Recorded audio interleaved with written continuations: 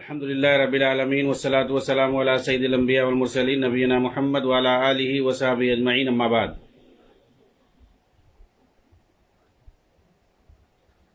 محترم ناظرین کرام، آج کے درس میں شرح سنہ سے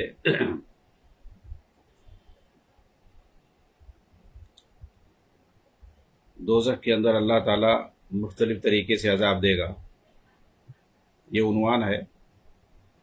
دراصل بعض باطل فرقوں نے جیسے جہمیہ وغیرہ نے اس بات کا انکار کیا ہے کہ اللہ تعالیٰ آگ سے عذاب دے گا، حالانکہ قرآن کے اندر، حدیث کے اندر مختلف جگہوں پہ اس کا تذکرہ آیا ہے کہ آگ کے ذریعے سے اللہ عذاب دے گا،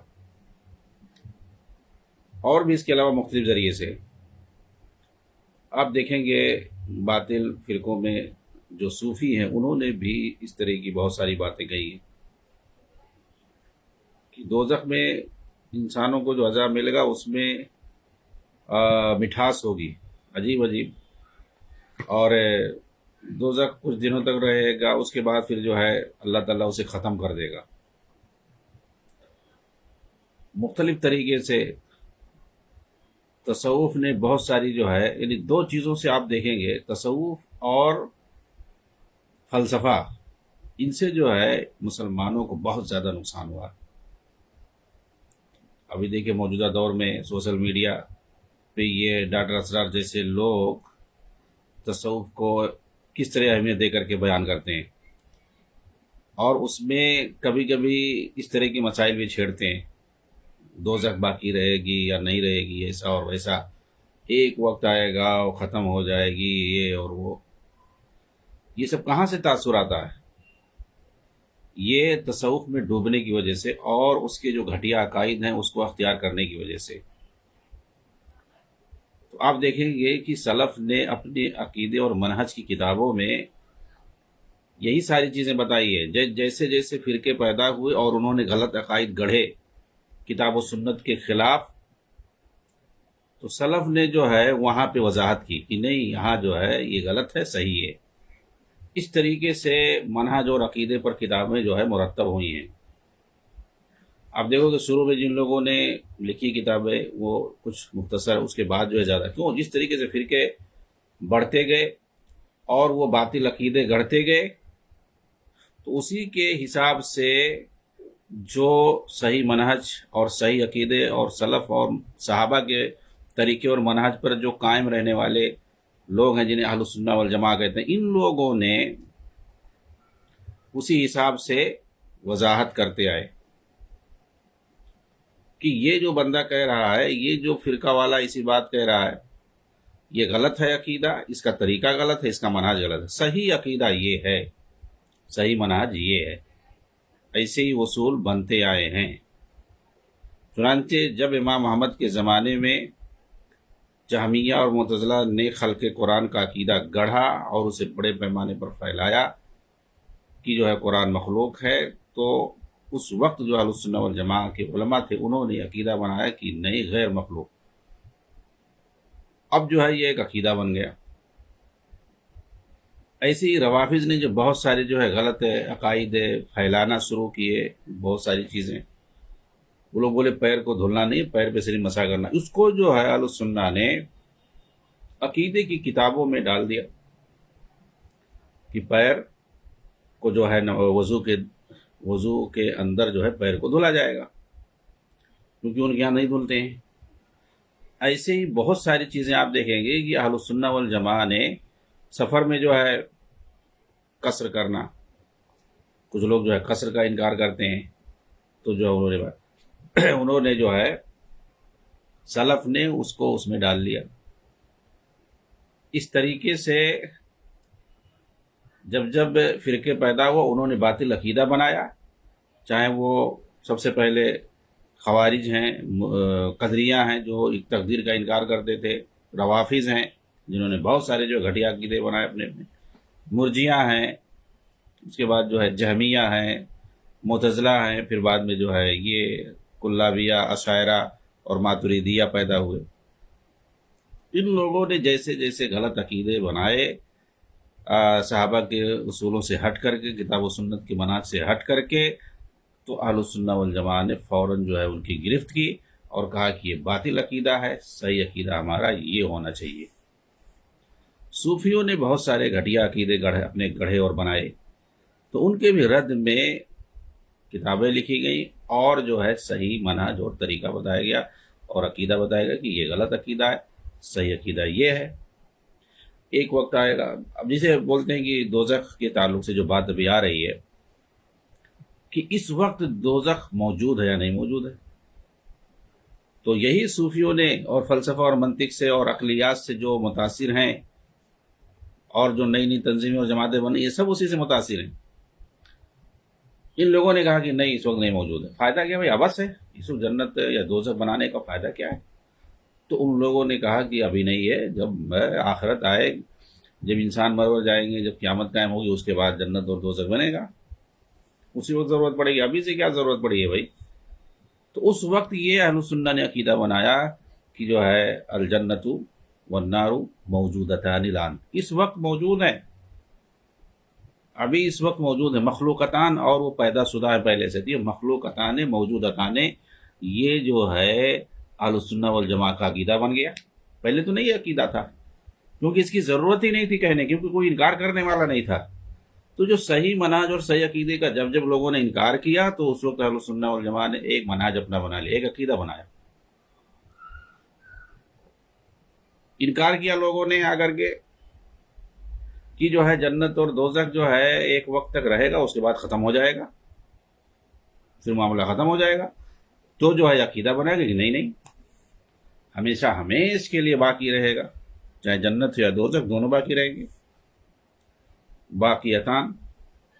باقیتان ابدا لا تبیدان، لا تبیدانی باقیتان ابدا کا لفظ آتا ہے کہ ہمیشہ ہمیش باقی رہیں گے، کبھی فنا نہیں ہوں گے، لا تبیدان ولا تفنیان ابدا۔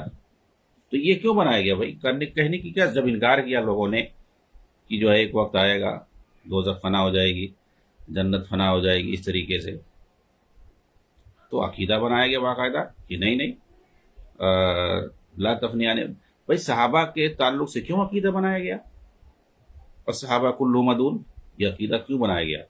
اور صحابہ کے درمیان جب لوگوں نے اعتراض کیا کہ نہیں ہماری طرح سے وہ لوگ ہیں، آج بھی ایسے، اب دیکھیے سید مودودی اور بہت سارے لوگوں نے ان کی طرح سے جو عقلیات اور فلسفہ سے متاثر ہوئے اور عقل پرستی میں مبتلا ہوئے اور نصوص کو جو ہے وہ اپنی جو عقلوں سے پرکھنے لگے، انہوں نے بھی کہہ دیا اس طرح کی باتیں۔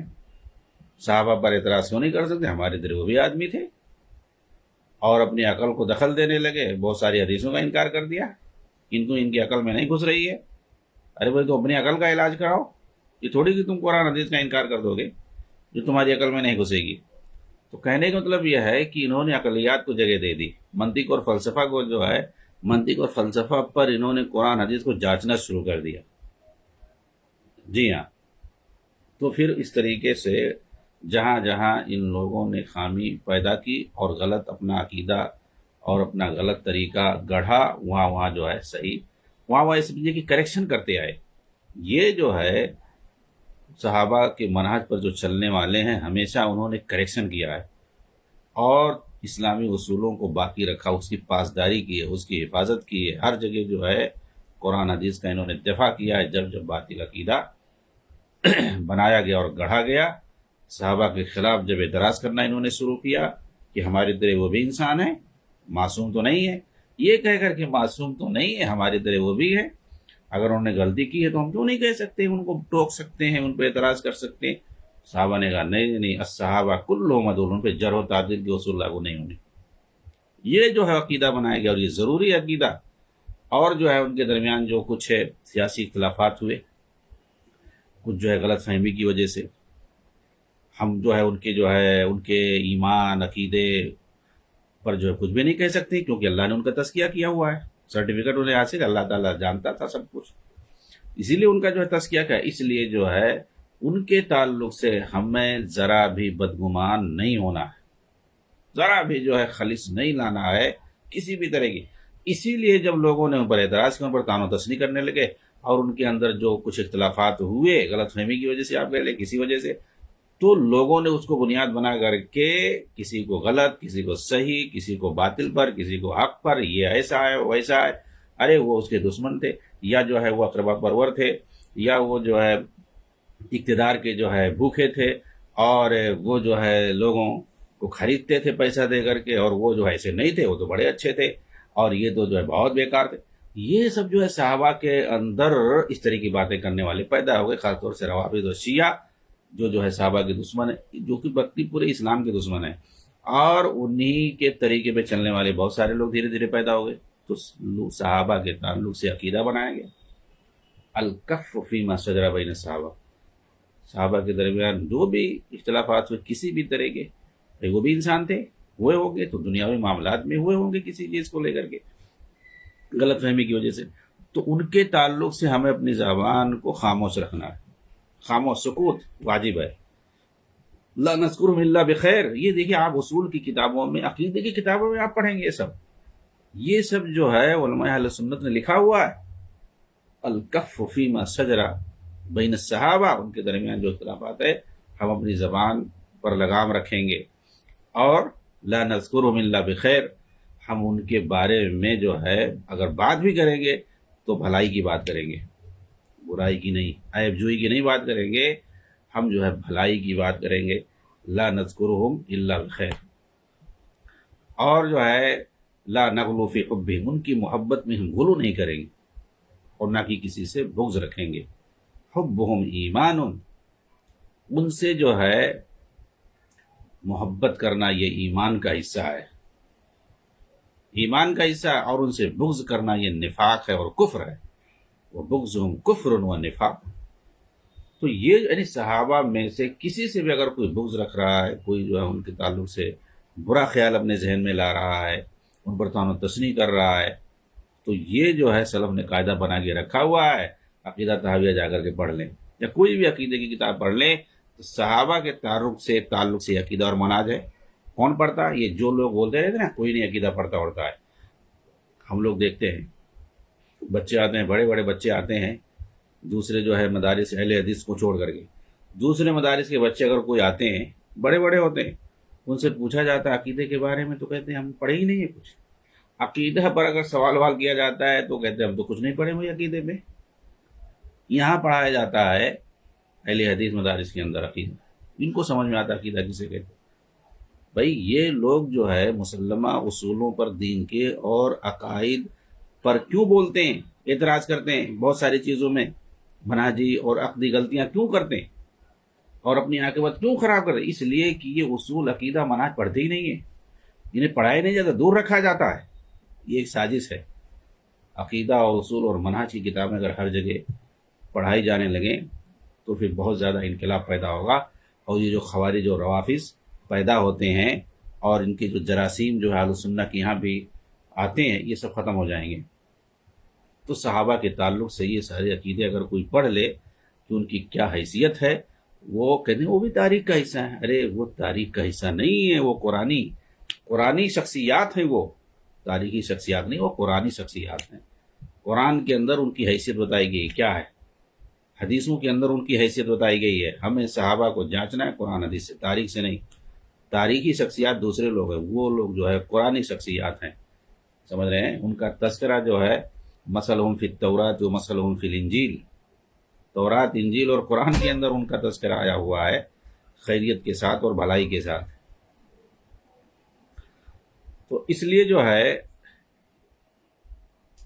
آگے جو ہے مصنف رحمہ اللہ جس تعلق سے میں بتایا کہ عذاب دوزخ کے تعلق سے، کہ دیکھیے جب جو ہے لوگوں نے کسی غلط منہج اور عقیدے کا پروپیگنڈا کیا اور قرآن اور حدیث کے اصول سے ہٹ کر کے، تو سلف نے، میں یہی بتا رہا تھا، تو سلف نے وہاں پر فوراً جو ہے اس کی کریکشن کیا، اس کی اصلاح کی، نہیں یہ غلط ہے، صحیح یہ ہے۔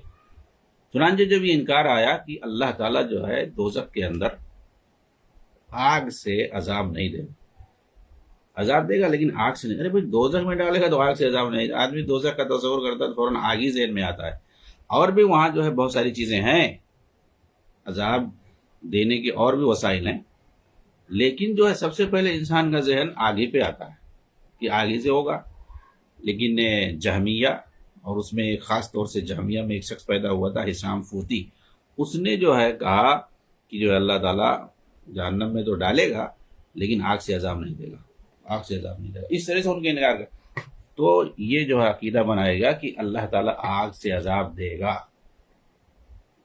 اور باقاعدہ ایک حدیث ہی ہے کہ جو ہے آگ سے عذاب صرف آگ کا مالک ہی دے سکتا ہے، یعنی اللہ تعالیٰ۔ چنانچہ جو ہے حضرت علی رضی اللہ عنہ نے، یہی روافض جنہوں نے غلو کیا تھا ان کی شخصیت میں، ان کو اللہ تک پہنچا دیا، الوہیت تک، تو جو ہے انہوں نے اپنے غلام قنبر سے کہا کہ آگ جلاؤ۔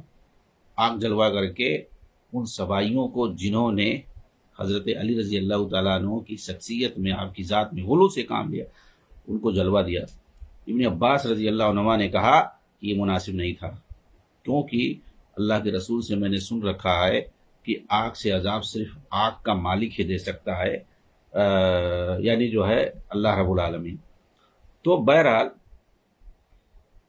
آگ سے عذاب اللہ تعالیٰ دے گا آخرت میں بھی اور کہیں بھی دے سکتا ہے۔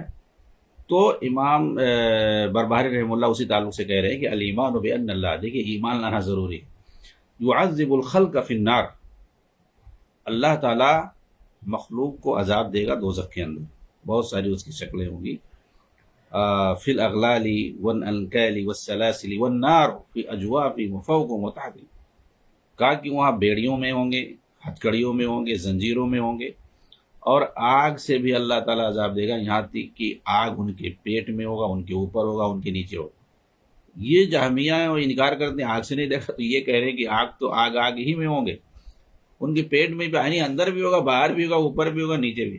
آگ جو ہے ہر طرف سے ان کو گھیرے ہوئے ہوگی، اور تم کہہ رہے ہو آگ سے عذاب ہی نہیں ہوگا، اور یہ کہہ رہے ہیں کہ آگ ہر جگہ ہوگی۔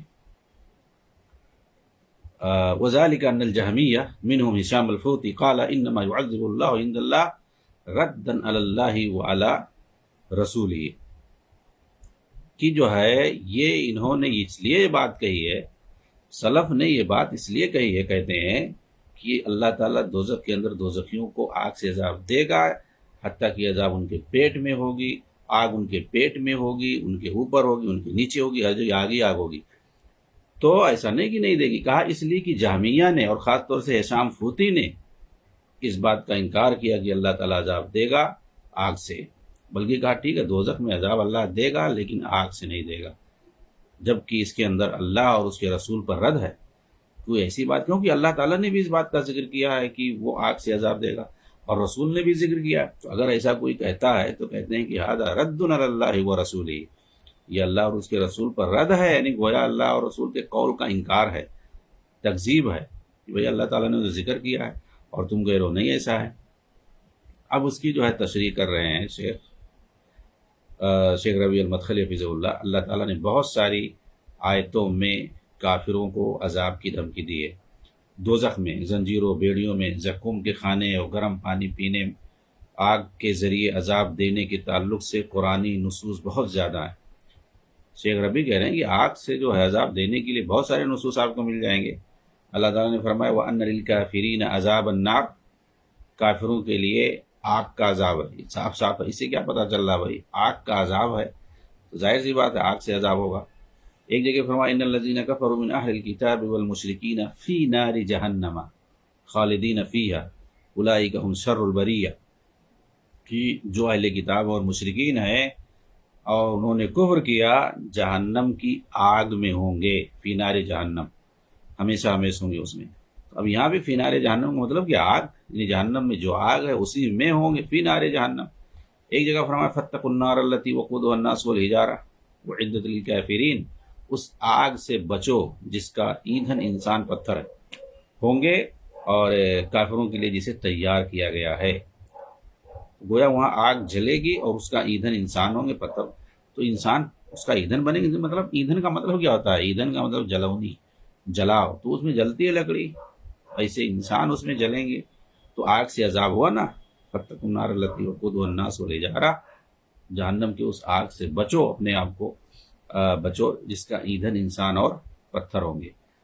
القاریہ ملقاریہ وما ادراک ملقاریہ یوم یکون الناس کالفراش المبثوث وتكون الجبال كالعهن المنفوش فأما من ثقلت موازينه فهو في عيشة راضية وأما من خفت موازينه فأمه هاوية وما أدراك ما هي نار حامية. یہ جو کہا گیا کہ بھئی جو برے لوگ ہوں گے وہ دوزخ میں جائیں گے، ان کے لیے اللہ تعالیٰ نے یہ لفظ استعمال کیا ہے کہ وہ حاویہ میں جائیں گے. حاویہ کیا ہے؟ یہ سخت گرم آگ ہے، یعنی ان کا ٹھکانہ حاویہ ہوگا. جن کے جو ہے اعمال، جن کے اعمال برے ہوں گے ان کا ٹھکانہ کیا ہے؟ فَأُمُّهُ حاویہ، ان کا ٹھکانہ حاویہ ہے. حاویہ کیا چیز ہے؟ نار حامیہ، سخت گرم آگ ہے. اس سے بھی پتہ چل رہا ہے سورہ قاریہ کے اندر آخر میں جو کہا گیا ہے نار حامیہ، کہ جو ان کی سزا جو ہوگی وہ سخت گرم آگ سے انہیں عذاب دیا جائے گا. مزید ایک جگہ فرمایا وَيْلٌ لِكُلِّ ہُمَزَةٍ لُمَزَةٍ. اس کے اندر دیکھیے کیا ہے، کَلَّا لَيُنبَذَنَّ فِي الْحُطَمَةِ، انہیں جو ہے حطمہ کے اندر ڈالا جائے گا، پھینکا جائے گا. حطمہ کیا چیز ہے؟ وما ادراک ما الحطمہ نار اللہ الموقدہ. بھئی حطمہ کے اندر ڈالا جائے گا، اللہ تعالیٰ نے کہا. اس کے بعد یہ کہا کہ حطمہ کیا ہے، تمہیں کیا پتا؟ اس کے بعد اللہ تعالیٰ نے خود اس کا جواب دیا نار اللہ الموقدہ. یہ جو اللہ کی بھڑکائی ہوئی آگ ہے، تو بھڑکائی ہوئی آگ میں ڈالا جائے گا تو کیا اسے عذاب نہیں ملے گا؟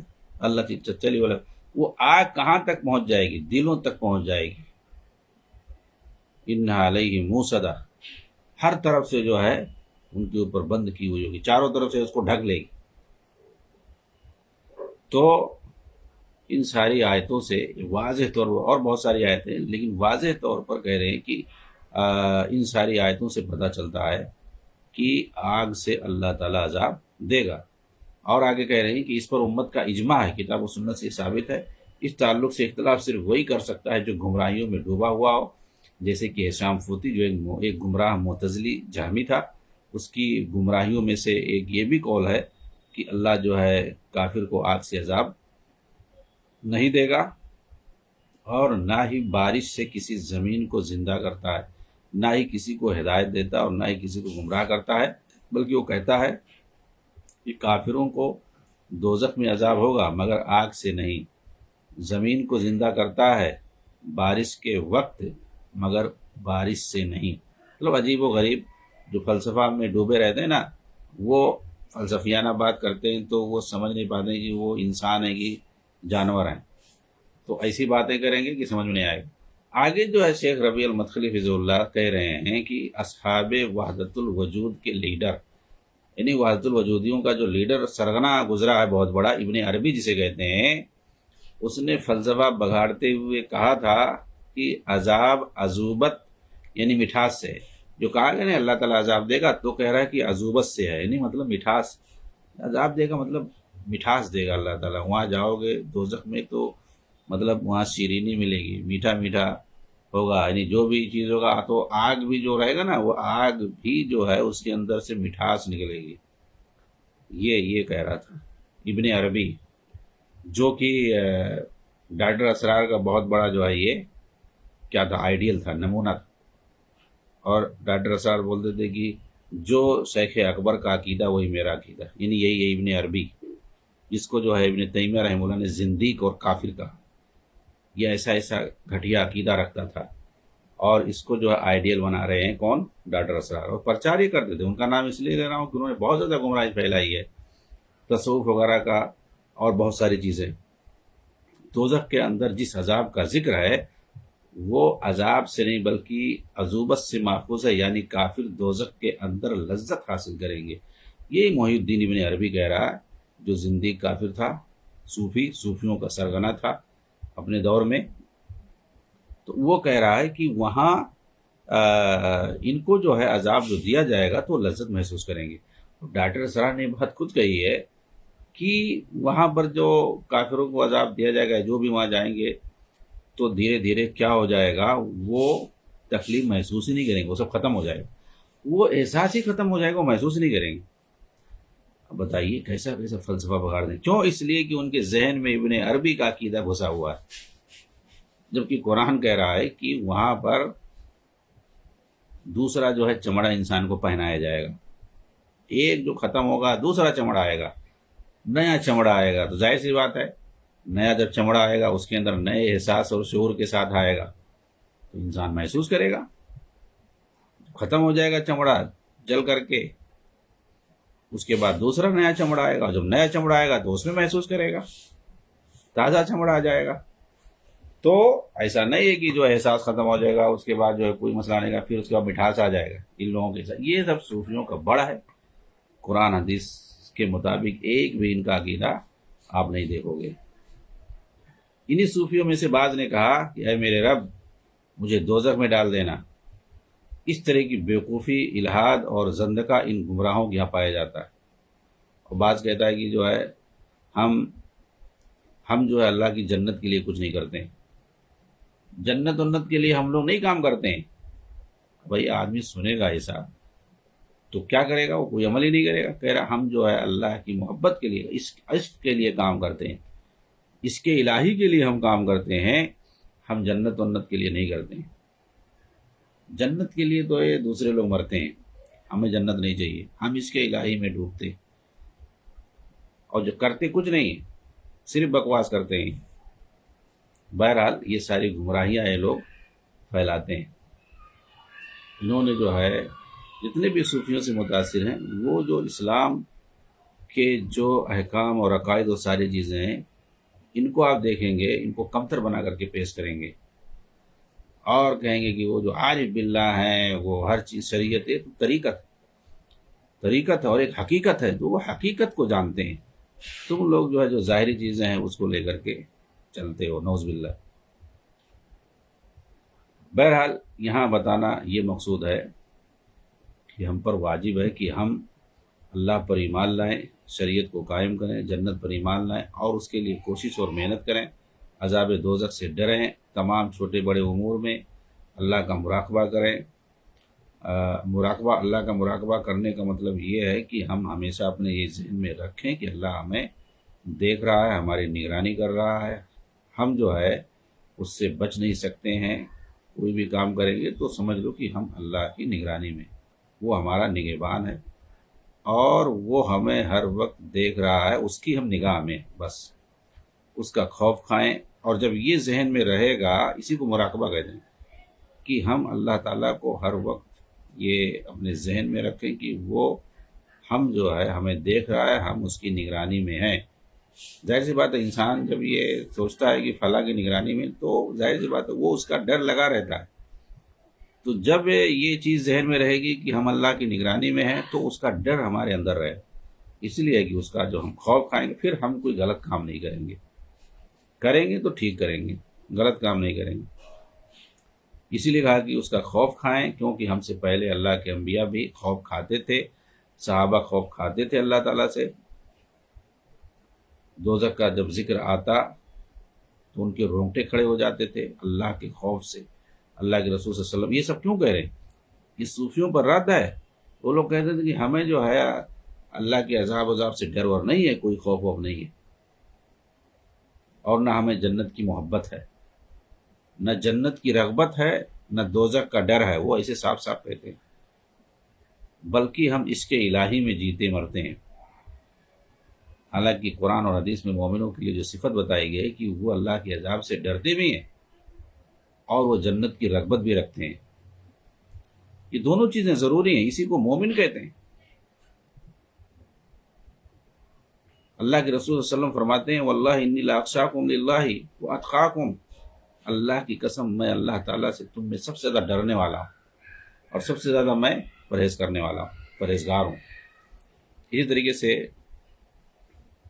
اللہ تعالیٰ اپنے رسول سے فرماتا ہے قل انی اخاف ان عصیت ربی عذاب یوم عظیم، کہ جو ہے آپ کہہ دیں کہ اگر میں اپنے رب کی نافرمانی کروں تو بے شک میں ایک بڑے دن کے عذاب سے ڈرتا ہوں۔ تو عذاب سے ڈرنے کی بات تو خود اللہ کے رسول سے کہلوائی گئی ہے کہ اللہ کے عذاب سے ڈرنا چاہیے۔ یہ تو صوفیوں کا عقیدہ ہے جو مجوسیت سے اور جو ہے دوسرے جو باطل اور کفریہ ادیان ہیں، وہاں سے یہ تصوف آیا ہے، اور ان لوگوں نے اس طرح کی بیہودہ باتیں مشہور کی ہیں کہ ہم جو ہے عذاب آخرت سے نہیں ڈرتے ہیں، ہم جو ہے جنت کی رغبت خواہش نہیں رکھتے ہیں، ہم تو جو ہے جیتے ہیں مرتے ہیں اس کے الہی میں۔ رابعہ ادویہ کوئی تھی بصریہ، وہ جو ہے ایک پیالے میں پانی لے کے جا رہی تھی، ایک میں آگ، تو جو ہے وہ کہہ رہی کہ ایک جنت ہے ایک دوزخ، اس کو جو ہے آگ سے اس کو بجھا دیں گے ختم ہو جائے، جنت جہنم کا تصور ہی ختم ہو جائے گا۔ میں اس آگ کو اس پانی سے بجھانے جا رہی ہوں۔ پوچھا کہ بھائی کہاں تو لے کے جا رہی ہو؟ تو کہا کہ یہ جو پانی ہے نا، اس سے اس آگ کو بجھانے جا رہی ہوں، یہ جو ہے ایک جنت ہے ایک دوزخ ہے۔ میں چاہتی ہوں کہ پورا جو ہے معاملہ ختم ہو جائے، جنت دوزخ کا معاملہ ہی نہیں رہے، لوگ جب رہے گا نہیں معاملہ تو پھر لوگ صرف اس کے الہی میں کام کریں۔ جنت دوزخ کا ذکر ہے اور لوگ جو ہے اسی لیے جنت کی رغبت میں کام کر رہے ہیں، دوزخ کے ڈر سے اور جنت کی رغبت میں، تو میں دونوں کو ختم کرنا چاہتا۔ یہ جو ہیں لوگ اس طرح کی باتیں، یہ اس طرح کے واقعات جھوٹے ہیں یا صحیح ہیں، واللہ عالم، صحیح ہے تو بھی غلط، جھوٹا ہے تو غلط ہے ہی ہے۔ اس طریقے سے مسلمانوں میں پھیلانا اس طرح کا واقعہ کیا مطلب رکھتا ہے؟ یعنی لوگوں کو جو ہے جنت سے بے رغبت کرنا اور جو ہے دوزخ کا خوف نہ رہنا، تو آدمی کچھ بھی کرے، اس کے الہی اور محبت الہی اور پتہ نہیں کیا کیا۔ ارے بھائی، کیا اللہ تعالیٰ کی جو محبت ہے یہ اس بات کے معنی ہے بھائی اللہ تعالیٰ محبت کرے گا تو جنت سے اور کام کرے گا؟ کہتے ہیں کہ اللہ تعالیٰ نے اپنے رسول صلی اللہ علیہ وسلم کو 2 جگہوں پر اسی طرح کا حکم دیا کہ اللہ کے میں عذاب سے ڈرتا ہوں۔